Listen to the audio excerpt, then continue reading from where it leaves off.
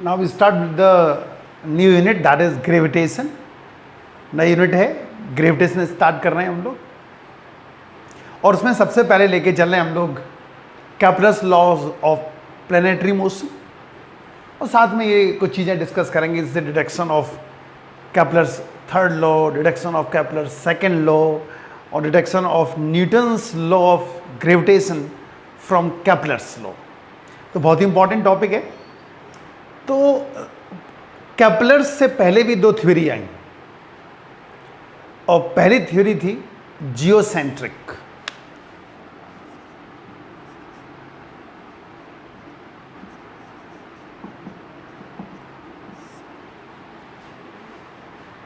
Geocentric theory, इसमें बताया गया था कि earth is stationary and all the heavenly bodies like sun or stars or planet revolves around the earth in circular orbit।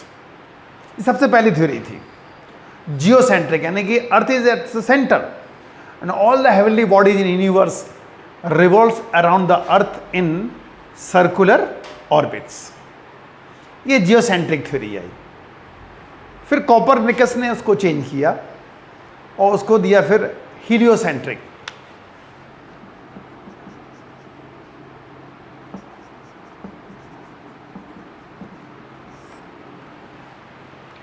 According to heliocentric or according to Copernicus, sun is at the center and all the planets revolves around the sun in circular orbits। ये Copernicus की theory थी। बाद में Kepler's ने अपना एक अलग से व्यू दिया, साथ में आर्यभट्ट भी दे चुके थे, लेकिन आर्यभट्ट उसको पब्लिश नहीं कर पाए due to lack of communication. वो कम्युनिकेट नहीं कर पाए, पब्लिश नहीं कर पाए पेपर्स, जबकि कैपलर से पहले ये थ्योरी आ चुकी थी, और जो आर्यभट्ट ने इंडियन साइंटिस्ट थे, उन्होंने मैथमेटिशियन, उन्होंने दी थी, लेकिन कम्युनिकेशन नहीं हो पाया, पेपर पब्लिश नहीं हो पाए, तो इसलिए ये थ्योरी चलेगी कैपलर्स के नाम। तो we discuss about the Kepler's law of planetary motion, जाने उसको। तो there are three laws, Kepler's ने अपने थ्री लॉज दिए, और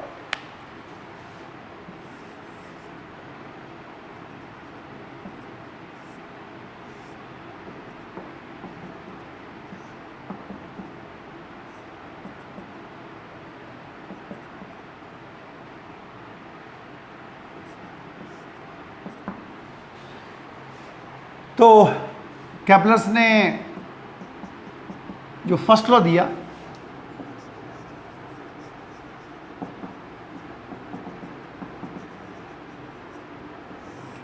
according to Kepler's first law, each and every planet revolves around the sun in elliptical orbit। Each and every planet revolves around the sun in elliptical orbit, not circular, it is elliptical orbit। ये first law था Kepler's का।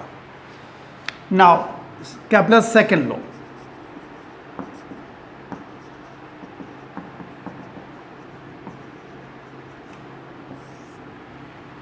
Kepler's second law,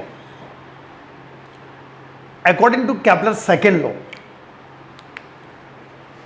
area shift per second remains constant।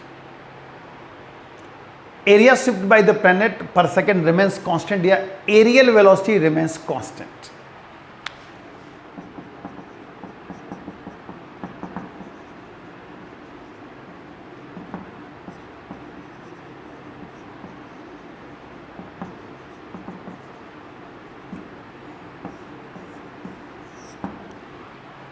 ठीक, मतलब जानो, जो area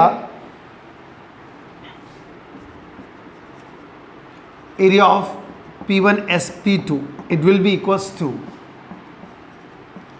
area of P3 SP4, यानी जो ये एरिया और ये एरिया आपस में बराबर होंगे। एरियल वेलोसिटी कांस्टेंट होगी, लीनियर वेलोसिटी नहीं। जानो क्यों? अब देखो, आप SP1 ग्रेटर देन SP3 है। ये डिस्टेंस में देखो अंतर दिख रहा है आपको, ठीक है। इसका मतलब ये हुआ, और डायग्राम से अगर आप देखें तो P3 P4 greater than P1 P2, P3 P4 और ये P1 P2 में आपको क्लियर दिख रहा है P3 P4 ये जो डिस्टेंस होगी वो P1 से P2 की डिस्टेंस से बड़ी है। तो P3 P4 divide by T will be greater than P1 P2 by T, और P3 P4 अपॉन T का मतलब हो गया लीनियर वेलोसिटी। तो लीनियर वेलोसिटी कांस्टेंट नहीं है, लेकिन एरियल वेलोसिटी कांस्टेंट है। मतलब कहने कंक्लूजन ये मिला, जब भी कोई प्लैनेट सन के पास होता है तो उसकी लीनियर वेलोसिटी इंक्रीज हो जाती है। अब देखो यहाँ पर प्लैनेट सन के पास है तो देखो यहाँ पे वेलोसिटी ज़्यादा होगी, और जब प्लैनेट सन से दूर होगा तो उसकी लीनियर वेलोसिटी कम होगी। That the conclusion. But areal velocity means area swept पर सेकेंड रिमेन्स कांस्टेंट। तो ये हो गया केपलर्स सेकेंड लॉ। और अब Kepler's third law.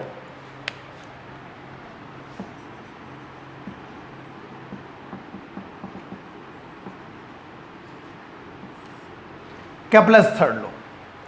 Square of the time period of a planet is directly proportional to cube of semi-major axis. That means T square directly proportional to R cube, या T2 square equals to K R T square K R cube, या T1 upon T2 का square equals to R1 upon R2 का cube. Square of the time period is directly proportional to cube of semi-major axis.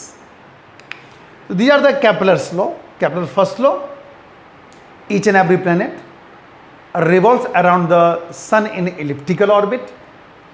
Now, Kepler's second law: aerial velocity remains constant. Kepler's third law: square of the time period is directly proportional to cube of semi major axis. आपको पता है ellipse है तो minor और major axis हुआ करती, तो directly proportional to cube of semi major axis. तो ये केपलर्स लॉ हो गए। तो अब हम लोग लेके चल रहे हैं deduction of Kepler's third law. Third law को डिड्यूस कर रहे हैं, यानी हमें ये प्रूव करना है। We want to prove Kepler's third law. तो थर्ड लॉ को प्रूव करने के लिए देखें आप इसको,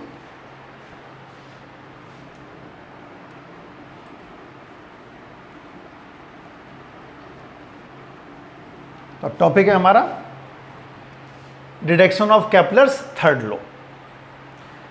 और जब कोई प्लेनेट रिवॉल्व कर रहा है सन के चारों तरफ तो सेंटीपिटल फोर्स चाहिए, and the required centripetal force provided by universal law of gravitation. अभी आएगा, वैसे 9th में आप पढ़ के आ रहे हो।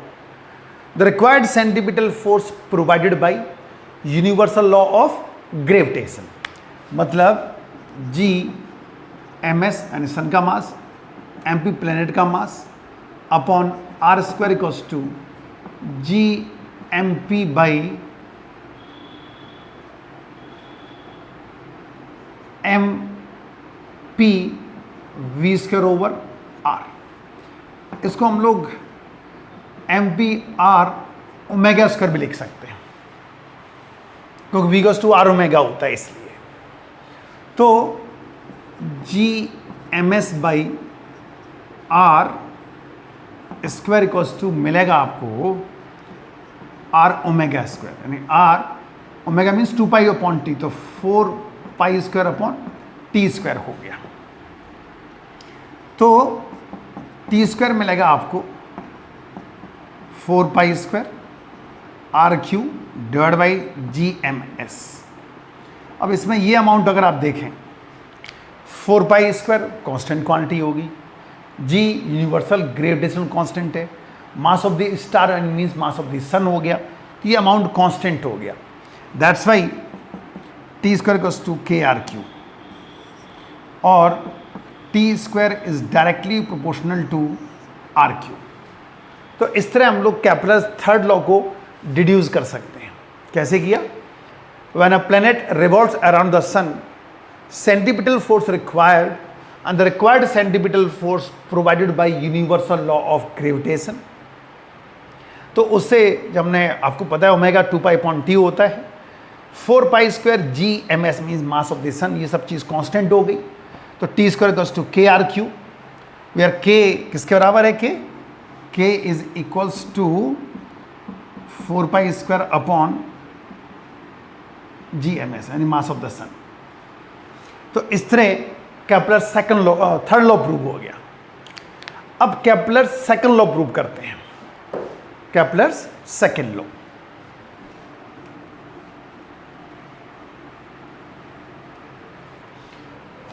अब हमारा टॉपिक है सेकंड लॉ प्रूव करना, deduction of Kepler second law. Rotation motion में हम लोगों ने पढ़ा है geometrical meaning of angular momentum, geometrical meaning of angular momentum, और वहां क्या मिला था? L equals to twice of mass into areal velocity, ये आया था। L equals to 2m delta A upon delta T, और आपको पता है कि tau equals to dl upon dt होता है, ये भी रोटेशन मोशन में हम लोगों ने पढ़ा है, tau equals to dl upon dt। And we also know that all the heavenly bodies in universe under the effect of radial forces, under the effect of radial forces। और rotation में हमने ये भी पढ़ा है कि torque is contributed by only transverse force and there is no contribution of radial forces. Radial forces कभी torque contribute नहीं कर सकते। इसका मतलब टॉर्क जीरो हो गया, डीएल जीरो हो गया, एल कैसा हो गया? कांस्टेंट। और अगर L कांस्टेंट हो गया है तो L अपॉन 2m मिलेगा delta A upon delta T. L constant हो गया, 2m वैसे ही मास कांस्टेंट है, तो dA upon dt equals to constant. तो ये सेकंड लॉ डिड्यूस हो गया, एरियल वेलोसिटी रिमेन्स कांस्टेंट। तो इस तरह हम लोगों ने सेकंड लॉ को भी डिड्यूस कर लिया। ठीक है, अब हमारा टॉपिक है deduction of Newton's law of gravitation from Kepler's law. हमें यह डिड्यूस करना है। देखो कैसे डिड्यूस करेंगे इसको।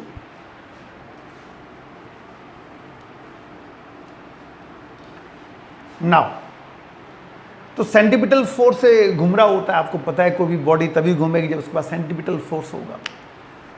m equals to m p r omega square. ठीक है, M P means mass of the planet, M P R omega means 4 pi square upon T square. और हमें टी स्क्वायर पता है, टी स्क्वायर पता है, that is K R cube. तो F equals to M P R 4 pi square upon K R cube, और F equals to M P 4 pi square upon K R square. और K की value हमें पता है 4 pi square upon G M S. यहां K की value लगा दो तो G M S M P 4 pi square से 4 पाई स्क्वायर कैंसिल हो जाएगा अपॉन आर स्क्वायर। तो G M S M P by R square, और ये फॉर्मूला किसका होता है? यूनिवर्सल लॉ ऑफ ग्रेविटेशन का। तो केपलर्स लॉ की हेल्प से, तो हमने केपलर्स लॉ यूज किया यहां पर। कौन सा यूज किया? Third law, T square equals to K R cube. तो थर्ड लॉ यूज किया। तो केपलर्स लॉ की हेल्प से हम लोगों ने डिड्यूस कर लिया यूनिवर्सल लॉ ऑफ ग्रेविटेशन, यानी F equals to G M S M P by R square. Clear? और अब इसके ऊपर एक न्यूमेरिकल लेके चलते हैं हम लोग।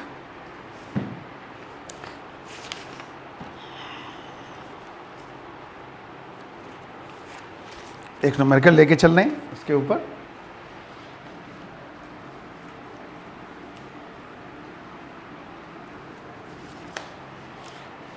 स्टेटमेंट ये है इसका, the distances of the two planets from the sun are 10 to the power 13 and 10 to the power 12 meter respectively. Find the ratio of time periods and speed of the two planets. फिर से जाने, the distances of two planets from the sun are 10 to the power 13 and 10 to the power 12 meter respectively. Find the ratio of the time periods and speed of the two planets. तो क्या क्या दिया हुआ पहले वो जानो। दिया हुआ है R1 R2 दिया हुआ है, R1 दिया हुआ है 10 to the power 13 metre, R2 दिया है 10 to the power 12 metre, and find the ratio, यानी कि एक तो हमें T1/T2 निकलवा रहे हैं और एक V1/V2 निकलवा रहे हैं, ठीक है। थर्ड लॉ आपको पता है, T1² T2² equals to R1³ so T1/T2 equals to R1/R2 power 3/2,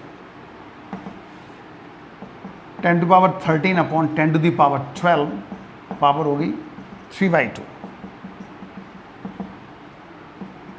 10 power 3/2। और जब इसको सॉल्व करेंगे तो 10√10 आएगा।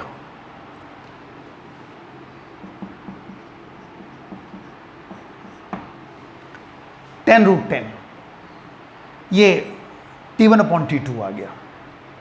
और अब हमें क्या निकालना है, V1/V2। तो V1 क्या बनेगा,